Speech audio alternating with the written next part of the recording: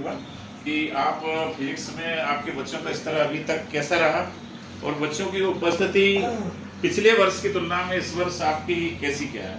Shri Shiv sir. Sir नमस्कार। जैसा कि आपने जो क्वेश्चन किया है उसके अकॉर्डिंग मैं आंसर दूंगा सर। उपस्थिति बच्चों की अप्रैल मंथ में हमने कोशिश खूब की थी, बट अप्रैल मंथ में उतनी उपस्थिति उनकी नहीं हो पाई। बट जब से हमारा अभी यूपन स्कूल हुआ है तब से लगभग 90 प्लस अटेंडेंस उनकी 12th वालों की आ रही है। कभी कभी कोई बच्चा एब्सेंट होता है तो उसको हम कॉल करके बोलते हैं कि भाई तुम एब्सेंट हो रहे हैं तो आप लोगों का सिलेबस पिछड़ जाएगा। एक्चुअली आपका सब्जेक्ट भी, जैसे कि मैं मैथ्स और फिजिक्स दोनों पढ़ा रहा हूँ, तो कहीं ना कहीं उनका लॉस होता है, तो वो उसमें फिर वो मोटिवेट होकर वो आते हैं सर। और अगर रहा मैटर पढ़ाने का, तो सर मैंने क्या किया, इंटरेक्टिव पैनल से तो मैं पढ़ा ही रहा हूँ लास्ट 2 ईयर्स 3 ईयर्स से, लेकिन साथ ही साथ में मैंने अपने इंटरेक्टिव पैनल के आसपास ही मैंने अपना एक छोटी सा फिजिक्स का लैब भी बना लिया है। लैब का मतलब है, जैसे मुझे अगर मान लो वोल्ट मीटर पढ़ाना है तो मैं वोल्ट मीटर सिर्फ दिखाकर या पिक्चर से नहीं, मैं एक्चुअल में उनको बच्चों को बता देता हूँ कि भाई ये वोल्ट मीटर है और इसका यूज क्या है। तो बच्चों को इंटरेस्ट भी आ जाता है और साथ ही साथ बच्चे समझ पाते हैं कि अच्छा ये वोल्ट मीटर है। नहीं तो क्या थ्योरेटिकल में वो सिर्फ वोल्ट मीटर नाम जान पाएंगे और वो है क्या वो नहीं जान पाएंगे। तो मैंने जो बेसिक एपरेटस है वो सब मेरे इंटरेक्टिव पैनल और मेरी क्लास है उसी में रख लिया। तो मैं as a practical learning by doing वाले कॉन्सेप्ट पर उनको सिखा रहा हूँ। और रहा मैटर सर टेस्ट का, तो मैंने अभी तक 3 टेस्ट कंडक्ट कर लिए हैं, जिसमें पहले वाला जो टेस्ट था उसमें मुझे उतना इम्प्रूवमेंट बच्चों में नहीं दिखा था, और एक मैंने उसमें सरप्राइज टेस्ट भी रखा। तो सरप्राइज टेस्ट में तो बच्चे सरप्राइज ही कर दिए मुझे। मतलब कहीं ना कहीं अगर मैं बच्चों को थोड़ा पहले बताऊं तो बच्चे उसको थोड़ा पढ़ के और टेस्ट में इम्प्रूव कर सकते हैं।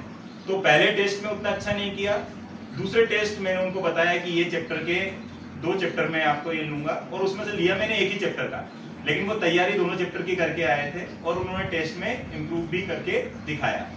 सरप्राइज में अब मैंने इसलिए लिया था क्योंकि बच्चों को अलर्ट मोड पर रहे कि कभी भी उनका टेस्ट हो सकता है, जैसा कि मैंने एक टेस्ट लिया है तो ये देखने को मिला। और प्रदर्शन कैसा रहा बच्चों? देख, सरप्राइज टेस्ट में उतना अच्छा रिस्पॉन्स नहीं दे पाए, बट मेरा वो टेस्ट लेने का एक ही मोटो था कि वो टेस्ट अगर लूं तो बच्चे हमेशा अलर्ट मोड पर रहे कि सर कभी भी सरप्राइज टेस्ट कंडक्ट कर सकते हैं। तो इस मेरा मेन मोटो वो था।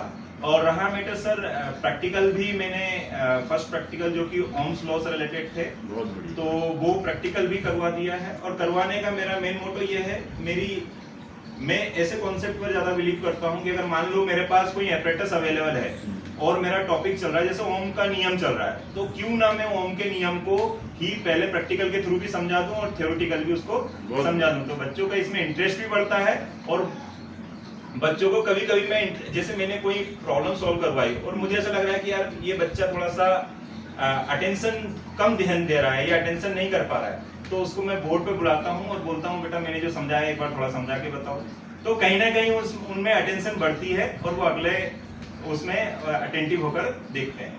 बहुत अच्छे, आपने जो एक नई बात जोड़ी कि प्रैक्टिकल को सिलेबस या पाठ्यक्रम विषय वस्तु से जोड़ना, तो कहीं ना कहीं उसमें बच्चा जो है प्रसन्न भी होता है क्योंकि उसको नई चीज़ दिखती है एपरेटस वगैरह, और वो प्रसन्न होता है और सीखने का जो ललक होती है उसकी जो बढ़ती है, यानी इच्छा शक्ति प्रबल होती है। तो मैं सभी टीचर से आग्रह करूंगा जो जिनके पास लैब का मटेरियल है या प्रैक्टिकल जो भी है, अभी जो नई बरसात की वजह शुरू कर पाए वो भी अपने धीरे धीरे शुरू करें।